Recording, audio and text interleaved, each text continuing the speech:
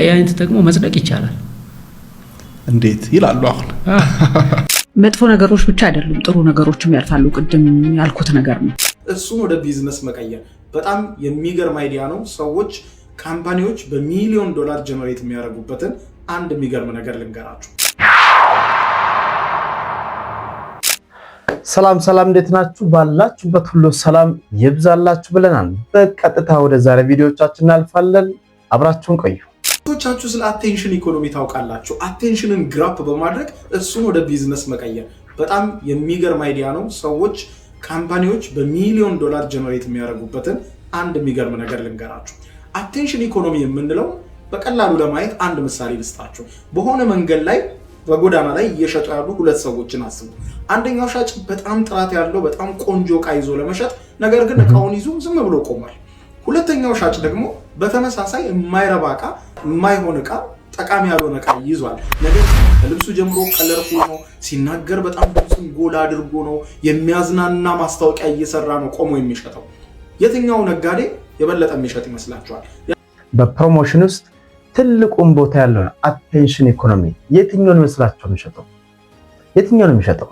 በተሳካ ሁኔታ የሰዎችን ልብ በመስረቅና በመግዛት የትኛው የሚሸጥ ይመስላችኋል በዚህ በሴልስ ማርኬቲንግ እና በፕሮሞሽን ውስጥ በሰፊው ይታወቃል የትኛው ይመስላችኋል ስንቀጥል የትኛው ነጋዴ የበለጠ የሚሸጥ ይመስላችኋል ያለ ጥርጥር ሁለተኛው የማይረባ ዕቃ የያዘው ነጋዴ የበለጠ ይሸጣል ምክንያቱም ከልብሱ ጀምሮ ከለርፉል ነው የሰዎችን አቴንሽን መሳብ ይችላል ዋናው ነገር የሰዎችን አቴንሽን መሳብ ከቻላችሁ ሰዎች ወደ እናንተ ትኩረት ይሰጣሉ ወደ ያዛችሁት ከዛ በኋላ ዕቃውን ሲያዩት ባይረባም እንኳን የመግዛት አቅማቸው በከፍተኛ ሁኔታ ይጨምራል ማለት ነው በተመሳሳይ በጣም ጠቃሚ ውድ ነገር ይዛችሁ ግን ዝም ብላችሁ ከቆማችሁ ማንንም ነገር የሚላችሁ ሰው አታገኙ ጠቃሚ ነገር በመያዛችሁ ሳይሆን ያንን የያዛችሁትን ነገር እንዴት አቀረባችሁት ነው ለዚህ ነው የሀገራችን ሰው ከፍትፍቱ ፊቱ እያለ የሚተርተው ትልቁ ነገር ያመረታችሁት ንብረት ዕቃው ብራንድነት ሳይሆን እናንተ የምታሳውቁበት ለመሸጥ ያቀረባችሁበት መንገድ ያን ዕቃ ለመሸጥ የወጣችሁበት መንገድ ነው ትልቁ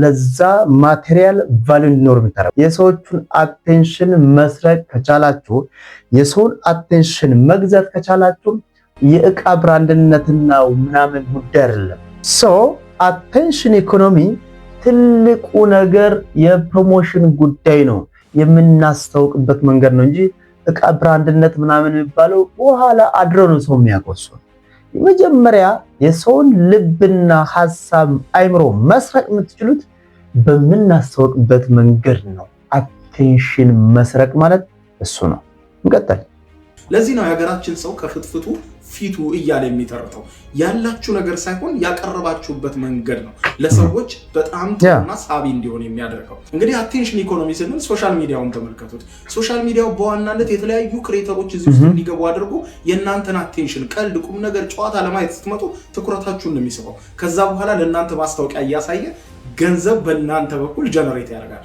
ፌስቡክ ቲክቶክ ሌላ የምትሉት በሙሉ ፕላትፎርም በዚህ መልኩ አቴንሽናችሁ ግራፕ ያደረገ የሚሰራ ደግሞ አንዳንድ ሰዎች በስፋት ሲናገሩት ይደመጣል ምናልባት አንተም አንቺም ይሄንን ቪዲዮ ያያያችሁ ብላችሁትም ሊሆን ይችላል ለምንድን ነው በጣም ጥሩ ቪዲዮ የሚሰሩ ሰዎች ሶሻል ሚዲያ ላይ አይታይላቸው የሰዎችን አቴንሽን ግራፕ ካላደረጋችሁ በስተቀር ምንም አይነት መልእክታችሁ ጠቃሚ ይሁን ጥሩ መጥፎ ይሁን ምናምን መድረስ አይችልም ነገር ግን የማይረቡ የሚባሉ ቪዲዮዎችን ስታያቸው ከመጀመሪያው አቴንሽን ይስባል ሆነ ነገር ብቻ አቴንሽናችሁን ይስባችኋል ከዛ ጨርሳችሁ ታዩታላችሁ ጨርሳችሁ ካያችሁት ደግሞ ወደ ሌላ ሰዎች ፑሽ ያደርጋል ጠቃሚ ነው ብሎ አልጎሪዝሙ ስለሚያስብ ማለት ነው በደንብ አድርጎ ፖፕ አፕ የሚያደርግ አይነት አጀማመር ቢጀምሩት ጥሩ ሁክ ቢሰጡት ጥሩ መሐከል ቢኖራቸው አቴንሽናቸውን ይዘው ቢያቀርቡት ብዙ ጠቃሚ ነገሮች የመታየት እድላቸው በጣም ሰፊ ነው በመናመርተው ምርቶቻችን ውስጥ በመናቀርበው ሐሳቦቻችን ውስጥ ትልቅ ቦታ አለው ተጠቀሙበት ነው እናመሰግናለን ከ30 ዓመት በፊት አግሬሲቭሊ በቃ በኃይለኛው ራሳችሁ ላይ ኢንቨስት ማድረግ አለባችሁ ያስባሉ ይሄ ሪተርን ኦን ኢንቨስትመንት ወይም ደግሞ ስራ ሰርታችሁ የሆነ ነገር ገንዘብ አውጥታችሁ የሚመለሰው በጣም ሃይ የሚሆነው ሰው ራሱ ላይ ከሰራ ነው በተለይ በወጣትነት ሃይ ሪተርን ኦን ኢንቨስትመንት ያለው በቃ ስለ ገንዘብ ተማሩ ሊሆን ይችላል የሆነ ነገር መማር ስኪልን መጠጋ ብሎ መጠየቅ የሆነ ነገሮችን መማር በጣም ከምታስቡት በላይ ኢምፖርታንት ነው ለምን ብላችሁ ከጠየቃችሁ የሰው ልጅ እድሜው በ30 በታች በሆነ እድሜያችን ጭንቅላታችን ኤክስትሪምሊ አዳፕተብል ነው ኤኒቲንግ መማር ይችላል ኤኒቲንግ ማወቅ ይችላል ኤኒቲንግ ለማድረግ የሚሆን ኤክስትራ ኤነርጂ አለው። በዛ ሰዓት ዘ ሞስት ልትሰራው የምትችለው ገንዘብን ከማሳደድ በላይ አዲስ ነገር ማወቅ ነው። እንደ ሀገር ትልቁ ችግር ያለብን በወጣቶች ዘንድ ይሄ ምንድነው? ከ30 ዓመት በፊት ነው አብዛኛው ራሳችን ለመስራት ያለብን ነገር መማር ማንበብ የሚባሉ ነገሮች ሁሉ የሚያልቁት ከ30 ዓመት በፊት ማድረግ ያለበት ከ30 ዓመት በፊት ነው። ከ30 ዓመት በኋላማ ገንዘብ የሚያዝበት ትዳር የምንመራበት ምንመራበትና ምናስከድበት መንገድ ነው ከ30 ዓመት በኋላ። ከ30 ዓመት በፊት ግን መማር ያለብን ማንበብ ያለብን አጫጭር ኮርሶቹን ስኪሎቹን መማር ያለብን ማወቅ ያለብን ከ30 ዓመት በፊት ነው ወዳጄ። ከ30 ዓመት በኋላ ገንዘብ ወደ መያዝ ትዳር ወደ መምራት ልጆች ወደ ማሳደግ የምትሄደው ቤዚካሊ ነገሮችን ማወቅ ያለብን ሁሉ ነገር ላይ ይታወቃል። በ30 ዓመት አይታወቅም። ከ30 ዓመት በፊት ምንም ብዙ ነገር አታውቁም። ነገር ግን ለተፍጨረጨረ ሰው ለታገለ ሰው ለለፋ ለደከመ ሰው ቤዚካል ነገር ማወቅ ይችላል። ቤዚካል ነገር ያዙልኝ፣ ቤዚካል ነገር ማየት እንችላለን። ስለዚህ ማድረግ ያለብን ከ30 ዓመት በፊት ሁሉን ነገር አድርጉ ነው። ኤአይን ተጠቅሞ መጽደቅ ይቻላል። እንዴት ይላሉ አሁን። ኤአይ እንደ ገንዘብ ነው። ገንዘብ በጣም ኃይለኛ ያደርጋል። ዓለም ላይ ያለውን ገንዘብ በሙሉ መጠቀም ትችላለህ ብትባል አንተ ኃያል ነው ገንዘብ። ግን በገንዘባቸው በደንብ በቃ ሲኦል ውስጥ ማዕረግ ያገኙ ሰዎች አሉ። ሲኦል ገና ሲገባ አንተማ ማዕረግ ተይዞልሃል አለቃ ነው የምትሆነው እዚህ ና እንጂ ወንበር የተሰጣቸው አሉ አይደለ? ዘሙተውበት በግፍ መሳሪያ ገዝተው ህፃናትን አስጨፍጭፈውበት ምናምን በገንዘባቸው ግን ዓለምን ንቀው ለድሆች ሰጥተው በመንግስተ ሰማያት ደግሞ ትልቅ ቦታ ያገኙበት አሉ። ስለዚህ ኤአዩ ላይ መንፈሳዊ እውቀት አለ። አዲስ ኪዳን ተርጉም ብትለው ይተረጉማል። ግዕዝ ተርጉም፣ ቅዳሴ፣ ቅኔ እኔ ከሊቃውንት ጋር ቁጭ ብለን አስተርጉመን አይተነዋል። ኤአይ ነው እንግዲህ ዘመነ ኤአይ ላይ ነው የምንገኘው። አሁን እንግዲህ በዓለማችን ላይ እጅግ አደገኛ ቀጣዩ ፈተናም ተብሎ የሚጠበቀው እጅግ ቀጣዩም እድልና ጥሩም ተብሎ እየተነገረ ያለው ኤአይ ነው። ኤአይ የቀጣዩ ዘመናችን ፈተና ነው። ኤአይ የቀጣዩ እጅግ መልካምና ከተጠቀምንበት ላወቀበት ደግሞ ኤአዩ የቀጣይ ዘመናችን እጅግ ጥሩና መልካም ነገር ነው። ኤአይን በአግባቡ እንጠቀም። ከተጠቀምን እንድንበታለን፣ እንጸድቅበታለን። ካልተጠቀምንበትም በዛ ልክ ደግሞ እንጠፋበታለን ነው መልእክቱ። የእድል መስኮቶችን ጠብቅ ነው የምላቸው። ጠብቁ። wait for the window of opportunity። ቁጭ ብለው ነው ወይስ እየሰሩ ሳይከፈት ዝም ብለህ አትውጣሉ አሉ። ከተከፈተ ግን ቶሎ ሾልከህ ውጣ። ያ በጣም ኢምፖርታንት ይመስለኛል። ወጣቱ ምን ይፈልጋል? ጽናት ይፈልጋል። በኢንዱስትሪ ውስጥ መታመንን ይፈልጋል እና በጥራት ደግሞ ማመን አለበት። እየለፋችሁ እየደከማችሁ ቁጭ ሳትሉ እየሞከራችሁ እድሎችን ግን መጠበቅ የግድ ነው እያሉ እየሰራ እየለፋ እየደከም የእድል መስኮቷ ግን እንዳታመልጥ። ምክንያቱም ለፍታል፣ ደክማል፣ ራስን አዘጋጅታል። እድሎቹ እየጠበክ ነበረው።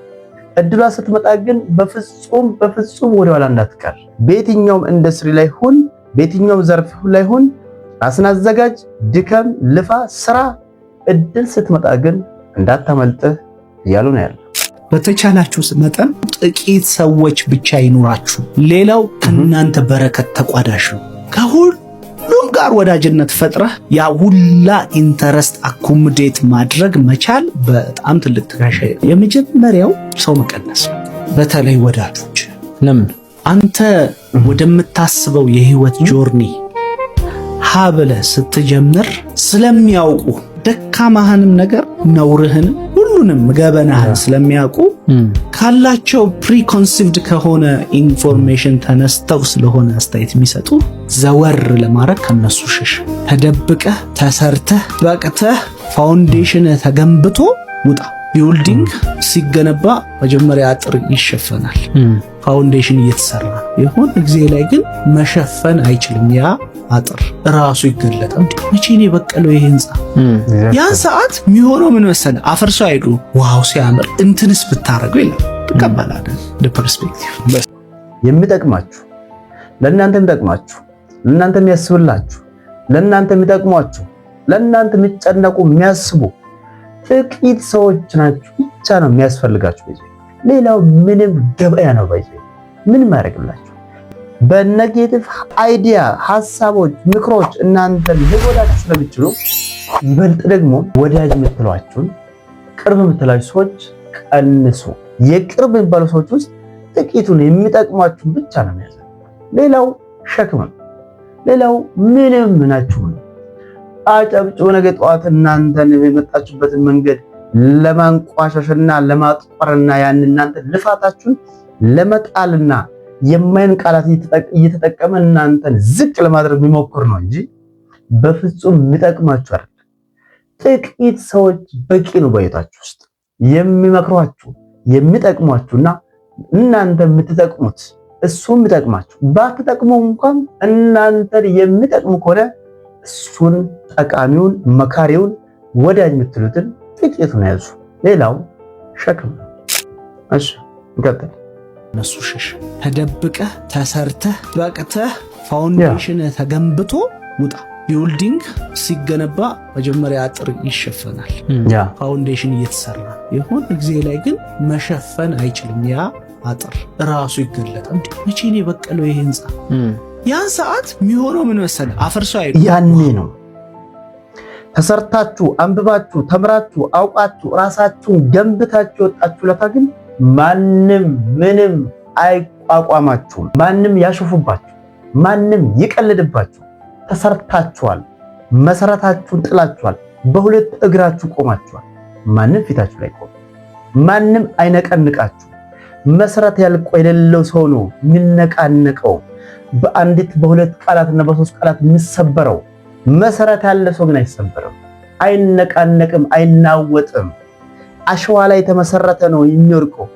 አለት ላይ የቆመ ግን አይወርቅም። ራሱ ላይ ሰርቷል። ለዚህ ነው በመጀመሪያ ላይ አንድ ነገር ስታደርጉ ኔጌቲቭ ሐሳብ ከሚረጩ ሰዎች መራቅ አለባችሁ ይባላል። ምክንያቱም ወዲያው አልተሰራችሁም፣ አልቆማችሁም፣ ትሰበራላችሁ። ከዛ ስብራት ለማምለጥ መጀመሪያ ተደብቃችሁ ተሸሽጋችሁ ራሳችሁ ላይ ስሩ። ራሳችሁን ገንቡ። አንብብ፣ ተማር፣ ሰልጥን። ለማወቅ ታትር፣ ለማወቅ ልፋ፣ ድከም። ከዛ በኋላ ትወጣለህ። ከወጣ በኋላ እነዚህ ሰዎች እናንተ ፊት አይቆሙም። እስኪ ብዙ ጊዜ ያቸው የቅርብ ሰው ነው ኔጌቲቭ ሐሳብ ይሰጣችሁ። የቅርብ ሰው ነው የሚያደክማችሁ፣ እንድትዝሉ የሚያደርገው፣ አበረታቷችሁ። ስለዚህ የቅርብ የሚባሉ ሰዎች ሁሉም ናቸው ማለት ነው። የቅርብ ሰዎች ሁሉ ኔጌቲቭ ሐሳብ ነው የሚያመጡት ማለት ነው። ፖዚቲቭ ሐሳብ ያላቸውና መልካም የሆኑ ሰዎችን መያዝ አለባችሁ። ጥቂት ናቸው እነዚህ ሰዎች። ያሉትም ግን መተው አለባችሁ፣ መናቅ አለባችሁ፣ መራቅ አለባችሁ። ተሰርታችሁ ተገንብታችሁ ከፍ ብላችሁ ስትታዩ ከስር ሆናችኋል። ያኔ ለመናገርም አይደፍሩም፣ ብናገሩም አይነካችሁም። እፍ ብናኝ ነው እፍ ብላችሁ የምታባሯቸው። ስለዚህ ራሳችሁን ገንብታችሁ ከፍ ብላችሁ እስክትታዩ ግን ተሸሸጉ፣ ተደበቁ። ተደብቃችሁ ራሳችሁ ላይ ስሩ። ጥቂት ወዳጆች፣ ጥቂት ጓደኞች ደግሞ ይኑራችሁ ነው። ሴቶች ቤዚካሊ የሚፈልጉት የሚናከስ ጥርስ ያለው እጁ ላይ ጥፍር ያለው መቧጨር የሚችል ኬፐብል የሆነ ወንድ ነው የሚፈልጉት እንጂ ራት የሆነ እንደ ድመት አይነት ነገር ወይ አይጥ ነገር ዝም ብሎ ምስኪን ትንሽዬ ይሄ ማይናከስ ስስ ስትነኩት ቆዳው ለስለስ ያለ ምናምን እንደዚህ አይነት ሰው አይደለም የሚፈልጉት። ፎር ዛት ማተር አሁንማ ዲስ ዴይስ አንድ ሰው ባለፈው እየነገረኝ እንደዚህ ፀጉር ቤት ኦን የሚያደርግ ሰው ነውና ከሴቶቹ ቁጥር እኩል እየሆነ እየመጣ ነው። ይሄ ጥፍራቸውን ቁጭ ብለው የሚሰሩ፣ እግራቸውን ቁጭ ብለው የሚሰሩ፣ ቅንድባቸውን የሚሰሩ ምናምን ወንዶች ቁጥር እየበዛ ነው። ግን ሌትስ ሴይ አሁን እነዚህን እንተዋቸው፣ ቬሪ ፌሚኒን የሆኑ ወንዶች ናቸው። እነሱን እንተዋቸውና ግን ሜንታሊ ወንድ ልጅ የአውሬ ካራክተሪስቲክስ ወይም የተናካሽ የኃይለኛ ካራክተሪስቲክስ የዴንጀረስ ካራክተሪስቲክስ ሊኖረው ይገባል። ባይ ዲፎልት አይተ ከሆነ በጣም አሪፍ የሚባሉ ሴቶች ካያችሁ ይሄ ቆንጆ የምትባለዋ ሴት ማን ላይ ነው ኢንዳፕ የምታደርገው? የሆነ አግሊ የሆነ ግን ዴንጀረስ የሆነ ወንድ አይደለ ወይ ተደባዳቢ ምናምን ግን ፊቱ ስካር በስካር የሆነ የተቦጫጨረ ምናምን አይነት ፊት ያለው ወንድ ጋር እንደዛ ነው ኢንዳፕ የሚያደርጉት። ለምን ይመስላችኋል? ወይ ደግሞ በጣም በቃ ሱፐር ሪች ናት ምናምን የምትላት ሴት የሆነ አይነት ሰፈር ውስጥ ድድስ ያሰጣ የሚውል ግን በጣም አግሬሲቭ የሆነ ብዙ ጊዜ አይታችሁ ከሆነ ቆንጆ የምትላቸው የሰፈሩ የአካባቢ ቆንጆ የሚባሉ ሴቶች በጣም እንደዚህ በጣም አግሬሲቭ ቁጣኛ ወንዶች ላይ በጣም የአካባቢው በጣም ሰፈር ያስጨነቁ ሰዎች ወንዶች ላይ ነው የሚጠጉት። ፈርቶ ይመስላችኋል? አይደለም። ተከላካይ ስለሆነ ስለሚጠብቋቸው ነው። እንደሚጠበቁ በእነሱ ተጋርዶ እንደሚያልፉ ስለሚያውቁ ሴቶች ጠባቂ ይፈልጋሉ። ወንድ መሆን አለበት። ወንድ ስትሆን ዝም ብለህ ወንድ አይደለም ማለት የምትከላከል ወንድ መሆን አለበት። ብራችን ላይ በዘመናዊ ወንድነት ባህሪ ውስጥ ትልቁን ግዝፈት አይደለም፣ ሰውነት አይደለም፣ መወፈር፣ መቅጠን፣ መጥቆር፣ መቅላት አይደለም። ወንድን ነው የሚያስብለው። አንድ ወንድ በዘመናዊ ቋንቋ አንደኛና ዋነኛው ኢሞሽናል ኢንተለጀንስን ሰብሰብ አድርገህ ገርተህ ውሳኔ መስጠት ስትችል ብቻ ውሳኔ ሰጪ መሆን አለብህ። ዲሲሽን ሜከር ነው። ውሳኔ ሰጪነትህ ነው ዋነኛው። ያም ማድረግ መቻል አለብህ። ግን ኦል እንደ ሀገር እንደ አካባቢ እንደ ሀገር ካያችሁ ሴት ልጅ የምትፈልገው የሚከላከልና የሚጋርዳትን ወንድ ነው። እንቀጥል። ባይ ዲፎልት አይተ ከሆነ በጣም አሪፍ የሚባሉ ሴቶች ካያችሁ ይሄ ቆንጆ የምትባለዋ ሴት ማን ላይ ነው ኢንዳፕ የምታደርገው? የሆነ አግሊ የሆነ ግን ዴንጀረስ የሆነ ወንድ አይደለ ወይ? ተደባዳቢ ምናምን የሆነ ግን ፊቱ ስካር በስካር የሆነ የተወጫጨረ ምናምን አይነት ፊት ያለው ወንድ ጋር እንደዛ ነው ኢንዳፕ የሚያደርጉት። ለምን ይመስላችኋል? ወይ ደግሞ በጣም በቃ ሱፐር ሪች ናት ምናምን የምትላት ሴት የሆነ አይነት ሰፈር ውስጥ ድድ ሲያሰጣ የሚውል ግን በጣም አግሬሲቭ የሆነ ወንድ እንደዚህ አይነት ጋር ኢንዳፕ ሲያደርጉ ታያላችሁ። እና ለምን ይመስላችኋል? ባይ ዲፎልት ሴቶች የሆነ አይነት ዴንጀር ይፈልጋሉ ከወንድ። እሱ ዴንጀር ግን ሲቪል መሆን አለበት ወይም መሰልጠን መቻል አለበት። ቀላል ኤግዛምፕል ልስጣችሁ አሁን ይህን ለማስረዳት። ሁለት ፔት ቤታችሁ ውስጥ ለማሳደግ እድሉን ብታገኙና ከአንበሳና ከጥንቸል ግን ሁለቱንም ማሰልጠነናቸው ጥንቸሏም ጥንቸልማ ምንም አታመጣው፣ አንበሳው ግን የማይናከስ ቢሆንና ቤት ውስጥ በሰላም የሚኖር ቢሆን ከእናንተ ጋር ከጥንቸልና ከአንበሳ ማንን ትመርጣላችሁ? አብዛኛው ሴት ጤነኛ ሴት የሚፈልገው አንበሳውን። ለምን? ትሪል አለው፣ የሆነ አይነት ስኬሪ ካራክተር አለው። ትፈራላችሁ። ቢናከስስ ባይናከስስ ምናምን አንድ ቀን እንዲህ ቢሆንስ ምናምን የሚል ኤጅ ላይ ያቆማችኋል። የሆነ ጠርዝ ላይ አላር ሴፍ አይደላችሁ እና እሱ ሴንስ ኦፍ ሴፍቲ ማጣት የሆነ ያህል አላይቭ ያደርገናል፣ ህይወት ይሰጠናል። ስፔሻሊ ሴቶች ጋር ሲመጣ ወንዱ እንደዛ መሆን አለበት ማለት አውሬ መሆን አለበት፣ ግን ኮንትሮል የሆነ አውሬ። ተናካሽ መሆን አለበት፣ ግን ይሄ ራሱን የገዛ አውሬ። ምክንያቱም ጥሩ መሆን በጣም ዋጋ ያስከፍላል። እንዲሁ ዝም ብሎ ጥሩ የሚሆን ሰው የለም። ናይስ ጋይ የምትሏቸውን ይሄ ጥንቸሎቹን ከሆነ እነሱ ጥሩ አይደሉም። ለምን? መጥፎ የመሆን አቅሙን ፖቴንሻሉን ስላላገኙ መጥፎ ይሁኑ አይሁኑ አናቅም። ጥሩ የሚባለው አንድ ሰው መጥፎ የመሆን ኬፓቢሊቲው ኖሮት መጥፎ አለመሆን ሲችል ወይም ራሱን ኮንትሮል ማድረግ ሲችልና ጥሩ ሰው ሆኖ ሲገኝ ነው። ስለዚህ አንበሳው ለምንድን ነው የሚያስደስተው? ኤኒታይም ሊናከስ ይችላል። ወይ ደግሞ እሺ እናንተም ባይናከስ ዙሪያችሁ የሚናከስ ነገር ከመጣ አንበሳው አለ፣ ፕሮቴክት ያደርጋቸዋል። that's a protection። ወንድ ሲኖር እንደዚህ አይነት ፕሮቴክሽን ነው መኖር ያለበት። ካፌ ቁጭ ብላችሁ አንተ እያለህ አንድ ወንድ ዞሮ ሊያት አይገባም። ወይ ደግሞ ካንተ ጋር በመሆኗ ምክንያት መከበር አለባት። አንዳንድ ቦታዎች ላይ ካንተ ጋር በመሆኗ ምክንያት ወንበር ሊለቀቅላት ይገባል። አንድ ቦታ ላይ በውሳኔ ላይ በትዳሯ ላይ በቤቷ ውስጥ ኮስታራና ውሳኔ ሰጪ ወንዳ ወንድ እንደሆነ ትፈልጋለች። ስለዚህ ወንዶች ወንዳ ወንድ ሁኑ። እናመሰግናለን። የዛሬ ቪዲዮቻችን እንዴት አገኛችሁ? በመልካም ጎንና ጥሩ ነገር እንደተማራችሁበት ተስፋ አደርጋለሁ። ቀጣይ በሌላ ቪዲዮዎችና በሪፈሪ መልእክቶች እስክንገናኝ ድረስ እስከዛውም ባላችሁበት ሁሉ ሰላም፣ ፍቅር ይብዛላችሁ።